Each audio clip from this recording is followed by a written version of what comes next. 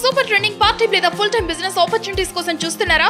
అయితే ఎప్పటికీ డిమాండ్ తగ్గని 25 print on demand business ideas, return gifting, corporate gifting, T-shirt printing, personalised gifting and మరెన్నో attractive business options పాటు practical training. పూర్తి వివరాలకు సంప్రదించండి 7981100758. మంగళగిరి నియోజకవర్గం మొత్తం మీద మరి నారా లోకేష్ బాబు గారు మరి ఇక్కడ ప్రజా దర్పణ నుంచి కానీ లేదా లోకల్ నియోజకవర్గ లెవెల్లో అనేక గ్రామాల నుంచి ప్రజలు ఏ సమస్య పైన వెళ్ళినా కానీ ఎమ్మటనే స్పందిస్తూ ఆ సమస్యకి ఎమ్మటనే పరిష్కార మార్గంగా మరి వాళ్ళు పనిచేయటంలో ఈ యొక్క పార్టీ తెలుగుదేశం పార్టీ తరఫు నుంచి లోకేష్ బాబుకే సాధ్యపడింది అనేది నా అభిప్రాయం. నేను గతంలో కూడా ఈ నియోజకవర్గంలో చాలా మంది ఎమ్మెల్యేలు, మినిస్టర్లు ఉన్నారు. మరి ఎక్కడేసిన కొంగుడు అక్కడ అన్నట్టుగా ఈ మంగళగిరి నియోజకవర్గంలో అభివృద్ధి అనే కార్యక్రమం ఎక్కడ కూడా మాకు కనపడలా.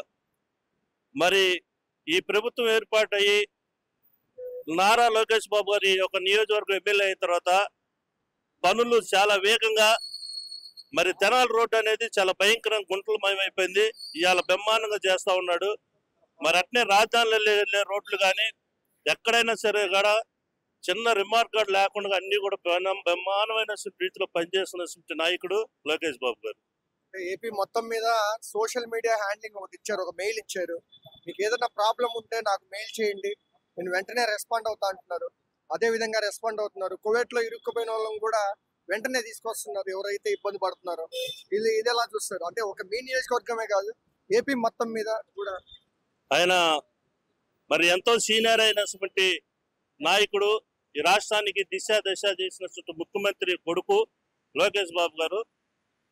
మరి రాష్ట్రం మొత్తం మీద కూడా నాయకత్వం ఉన్నటువంటి వ్యక్తి లోకేష్ బాబు గారు. మరి ఈరోజు ఏ ఒక్క సమస్యను ఆయన దృష్టికి తెలిసినా లేదు మీడియా ద్వారా తెలుసుకున్నా అది ప్రమాదం అని తెలిసిన ఎమ్మటనే ఆ ప్రమాదంలో నుంచి ఎలాగా రక్షించబడాలో, ఎలా కాపాడాలని, ఏం చేయాలనేది ఆలోచనతోటి పనిచేయటంలో నెంబర్ 1. అదే కాకుండా ఈరోజు నియోజకవర్గం అభివృద్ధి కాకుండా రాష్ట్రం మొత్తం కూడా అభివృద్ధి ఉండాలి. పేదరికం లేని రాష్ట్రం అభివృద్ధి చేసి చూపిద్దామని ఒక కంకణం కట్టుకుని పనిచేస్తున్న నాయకుడు లోకేష్ బాబు గారు. మరి గత ప్రభుత్వం చూస్తే రాష్ట్రాన్ని రామనకర్తలా చేసి హత్యలు, మానబంధాలు, దోపిడీలు, మరి అది భయంకరమైనటువంటి రాష్ట్రాన్ని ఇలా స్వర్ణాంధ్రప్రదేశ్ లాగా తీర్చిదిద్దినటువంటి ఏకైక నాయకులు అటు చంద్రబాబు నాయుడు గారు, లోకేష్ బాబు గారు, పవన్ కళ్యాణ్ గారు. మరి వీళ్ళందరూ కూడా బ్రహ్మాండంగా ఈ రాష్ట్ర ప్రజలకి పాలన విధానం బ్రహ్మాండంగా జరుగుతుందని జనమందరూ ఆనందంగా ఉన్నారు, ప్రశాంతంగా ఉన్నారు, హ్యాపీగా ఉంది. అందరూ కూడా ఇదే ప్రభుత్వం మళ్ళీ రావాలని కోరుకుంటా ఉన్నారు. యువగలం కూడా ఒక 1 year అయిందండి, కంప్లీట్ అయిపోయి యువగలం పూర్తయి 1 year అయింది. దీని వల్ల సక్సెస్ వచ్చిందంటారా ఎలక్షన్స్ లో? అంటే వాస్తవంగా మరి రాష్ట్రం మొత్తం కూడా యువగలం తరపు నుంచి పాదయాత్ర చేయటమే కానివ్వండి, మరి ఎక్కడికెక్కడికే రచ్చబండ కార్యక్రమాలు, సభలు జరపడం కానివ్వండి, మరి ఈ యొక్క రాష్ట్రాన్ని ఎలాగా డెవలప్మెంట్ చేయాలనే ఒక ఆలోచనతో మాత్రానికి లోకేష్ గారికి మించిన నాయకుడు ఇంకా గొప్ప నాయకుడు ఉండడు. ఎట్లా అంటే తనకు తెలుసు పాలన ఎలా అందియాలో, ఏ రకంగా ప్రజలకు సేవ చేస్తే ప్రజలు ఆనందంకుంటారనే ఒక ఆలోచన తెలిసినటువంటి వ్యక్తి లోకేష్ బాబు గారు. ఎందుకంటే వాళ్ళ నాన్నగారు కూడా చాలా పేదలకి చేయాల్సినటువంటి కార్యక్రమాలు, సంక్షేమ పథకాలు కానివ్వండి, ఏ రంగం పథకం అయినా కానీ ఇమ్మీడియట్గా వాళ్ళకి అందేటట్టుగా పనిచేసినటువంటి నాయకుడు మరి చంద్రబాబు నాయుడు గారు. మరి అదే జీన్స్లోంచి వచ్చినవాడు లోకేష్ బాబు గారు. కాబట్టి ఎంతకన్నా ఇంకా బ్రహ్మాండంగా చేస్తాడని ఈ మంగళగిరి నియోజకవర్గ ప్రజలే కాకుండా రాష్ట్రం మొత్తం కూడా ఎదురు చూస్తూ ఉన్నారు. రాష్ట్రం మొత్తం కూడా మా నియోజకవర్గంలో మా లోకేష్ బాబు గారు పోటీ చేయాలి, మా నియోజకవర్గంతో బాగుండిద్దని అందరూ కూడా ఎంతో ఎదురుగా చూశారు. కానీ ఇక్కడ మంగళగిరి నియోజకవర్గ ప్రజలు చేసుకున్న అదృష్టం ఏంటంటే లోకేష్ బాబు గారు ఇక్కడ పోటీ చేయటం, ఈ యొక్క రాష్ట్రానికి ఫస్ట్ ఏదైతే ఉందో రాజధాని అమరావతి ఇక్కడ ఉండటం వల్ల మరి ఒక మంగళగిరి అభివృద్ధికి ఏకంగా జరుగుతుందనే దాంట్లో ఏమాత్రం సందేహం లేదు. అభివృద్ధిలోనే ఈరోజు తెలుగుదేశం పార్టీ, బీజేపీ, జనసేన 3 కూడా బ్రహ్మాండమైన రీతిలో పనిచేస్తూ ఉన్నాయి. గతంలో చూసుకుంటే గతంలో దారుణాలన్నీ జరిగే కొద్దీ నారా లోకేష్ గారు రెడ్ బుక్ అయితే ఒకటి స్టార్ట్ చేశారు. ఈ రెడ్ బుక్ పరిపాలన జరుగుతుందని చెప్పి వాళ్ళు అంటున్నారు. ఏ విధంగా చూస్తారు రెడ్ బుక్ ని?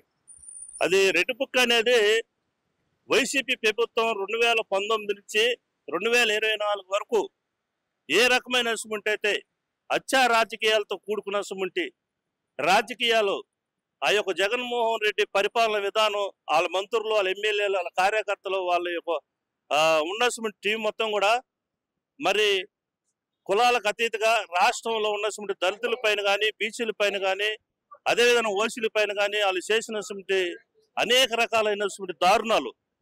మాడపిల్లలు అర్ధరాత్రి పూట స్వతంత్రంగా నడవాలి, స్వతంత్రంగా తిరగాలని కలలుగన్న గాంధీజీ గారు కలలుగన్న భారతదేశం మనది.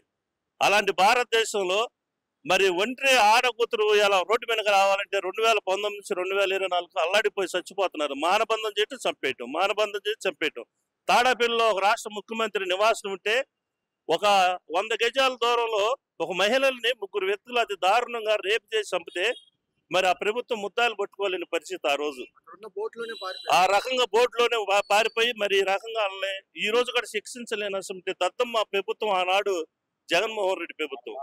రెండోది, ఈ రాష్ట్రంలో రైతుల గురించి కానీ, చదువుకున్న నిరుద్యోగుల గురించి కానీ, మరి బలుగు బలహీన వర్గాల అభివృద్ధి గురించి కానీ ఆ యొక్క ప్రభుత్వం 5 సంవత్సరాలు ఎక్కడ కూడా పట్టించుకోకుండా గాలికి వదిలేసిన పరిస్థితి. మరి ఆ యొక్క సైకో పాలన, అమరావతి రాజధాని 2014 ఆనాటి ప్రధానమంత్రి నరేంద్ర మోదీ గారు, ఈ రాష్ట్ర ముఖ్యమంత్రి చంద్రబాబు నాయుడు గారు మరి ఆ రోజు 2014లో అమరావతి రాజధాని అని చెప్పేసి ఇక్కడ డిసైడ్ చేసి అమరావతిని నిర్మాణం చేస్తే వైజాగ్ లో నియంత్రణ పాలనగా చేయాలి అని చెప్పేసి ఒక ఆలోచనతో ఇచ్చేసిన దాన్ని ప్రజలు ఇవాళ వైసీపీకి బుద్ధి వచ్చేటట్టుగా ఒక పులపాటలాగా చెప్పు దెబ్బతో కొట్టే రీతిలో కొట్టి ఇవాళ ప్రభుత్వాన్ని పడగొట్టి ఈ ప్రభుత్వాన్ని ఎంచుకున్నారు. కారణం ఏంటంటే ఈ సైకో బావాలి, సైకిల్ రావాలి అని ఒక నిదానం ప్రజల్లోకి వెళ్ళింది.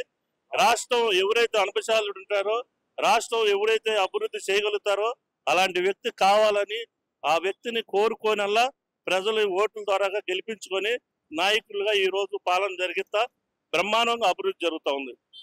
ఇవాళ ప్రభుత్వాలు ఒకటి ఆలోచిస్తూ ఉండి, ఇవాళ కాలేజీలు కానివ్వండి, కంపెనీలు కానివ్వండి, మరి నిరుద్యోగ సమస్యలు పరిష్కారం అవ్వాలంటే అనేక రకాల కంపెనీలు రావాలి, వాళ్ళకి ఉద్యోగాలు ఇవ్వాలి. యువతని తప్పుదారి పట్టకుండా వాళ్ళ క్రమశిక్షణగా నిలబెట్టి ఆ కుటుంబానికి ఆదర్శంగా నిలబెట్టాలని చెప్పేసి ఆలోచన Telugu Desam party, BJP party, Janasena party చేస్తా ఉంది. 2019లో ఏం చేశాడు? గంజా అమ్మించాడు, యువతల చేరత గంజా అమ్మించి మత్తు పదార్థాలు అమ్మించాడు. అనేక రకాలైనటువంటి దోపిడీలు, సమస్యలను నాశనం చేసే రీతిగా జనాన్ని ఇబ్బంది పెట్టడం జరిగింది. మరి ఈ రోజు ఆ పరిస్థితిని ఈ రోజు లేకుండా చేస్తున్నటువంటి ప్రభుత్వం ఈ ప్రభుత్వం. మరి పేదలకు పంచాల్సినటువంటి బియ్యం ఈ రోజు కొన్ని వేల టన్నులు తీసుకొని విదేశీలకు అమ్ముకుంటున్నటువంటి దరిద్రులు వైసీపీ నాయకులు. మరి అది ఇలా పవన్ కళ్యాణ్ గారు పట్టుకొని మరి దాని మీద చర్చ గారు జరుగుతూ ఉంది. కాబట్టి రాష్ట్రంలో ఏదేమైనా మళ్ళీ తెలుగుదేశం పార్టీ అధికారంలో ఉండాలి. ప్రజలకి ఏ సమస్య లేకుండా స్వర్ణాంధ్రప్రదేశ్లో ప్రశాంతమైన పాలన జరిగితే తప్ప ఈ సైకో లాంటి వాళ్ళు వస్తే రాష్ట్రం ఇబ్బంది పడితే. ఈ రాష్ట్రంలో నాకు దాదాపు 50 సంవత్సరాలు నాకు వచ్చిన కానీ ఎన్నో ప్రభుత్వాలు మారినాయి. మీడియా మీద దాడులు చేసి మీడియాలో బ్యాండ్ ఆపేసిన వ్యక్తి ఎవడని ఉన్నాడంటే జగన్మోహన్ రెడ్డి. ఆయనకు వ్యతిరేకం చేస్తే ఆ బ్యాండ్ ఏదైతే ఉందో మీడియాను ఆపేసేయటం, వాడికి ఎవడైతే వ్యతిరేకంగా పత్రిక రాస్తాడో ఆ పత్రిక మీద యాక్షన్ తీసుకోవటం, ఆ రకంగా వాళ్ళు తొక్కేయటం, ఆర్థిక ఇబ్బంది పెడతాం. ఇది స్వాతంత్ర భారతదేశంలో మీడియా కానీ పత్రిక కానీ శేష విధానం ఉన్నది ఉన్నట్టుగా నిజాలు మాట్లాడేది, రాసేది చరిత్ర మీడియాకు ఉంది, పత్రిక ఉంది. అలాంటి మీద కూడా మరి ఉక్కుపాతం మోపినటువంటి నాయకుడు జగన్మోహన్ రెడ్డి. ఫైనల్ గా అమరావతి రాజధాని ఫిక్స్ అయిపోయింది. నారా లోకేష్ గారు కొన్ని కంపెనీస్ కూడా అయితే తీసుకొచ్చారు. భవిష్యత్తులో 2047 2047 అని చంద్రబాబు నాయుడు గారు ఒక విజన్ కూడా ఇచ్చారు. భవిష్యత్తులో ఏపీ ఎలా ఉండబోతుంది? అమరావతి రాజధాని ప్రపంచంలోనే అతి సుందరాంతమైనటువంటి రాష్ట్రంగా తీర్చిదిద్ద దాంట్లో ఏమాత్రం సందేహం లేదు. ఇవాళ మనకున్నటువంటి అనేక రాష్ట్రాలు, భారతదేశంలో ఉన్నటువంటి 29 రాష్ట్రాలు మన రాష్ట్రం బాగా డెవలప్ అయితే బ్రహ్మాండమైన రీతిలో చేస్తారు. అసలు అమరావతి రాజధానిలోకి ఆంధ్రప్రదేశ్లోకి వెళ్ళాలని పక్క రాష్ట్రాలు కానీ ప్రపంచ దేశాలు కానీ ఇక్కడికి వచ్చి నేను ఏడు జీవించాలి, ఏడు ఉద్యోగం చేసుకోవాలి, ఈ వాతావరణం బాగుంది, ఏరియా బాగుంది, కల్చర్ బాగుంది, ఇలాంటిది మనకు కావాలని చెప్పేసి జనం తరలి వచ్చే పరిస్థితులు ఉన్నాయి. అలా వచ్చే రీతిగా ఈ రోజు ఈ యొక్క రాష్ట్రాన్ని తీర్చిదిద్దే బాధ్యత లోకేష్ బాబు గారు, చంద్రబాబు నాయుడు గారు, పవన్ కళ్యాణ్ గారు ముగ్గురు కూడా తీసుకొని ఈ యొక్క రాష్ట్రాన్ని స్వర్ణాంధ్రప్రదేశ్ లాగా ప్రపంచం పట్టంలో నిలబెట్టే ఆలోచన వీళ్ళు చేస్తారని నాకు మనస్ఫూర్తిగా నమ్మకం ఉంది. వాళ్ళు ఖచ్చితంగా చేయగలిగే శక్తి ఉంది. చేసే నాయకత్వం విధానాల్లో వాళ్ళకి ఒక జనరల్ నాలెడ్జ్ ఇక్కడ బాగుందని చెప్పేసి నేను కోరుకుంటా ఉన్నాను.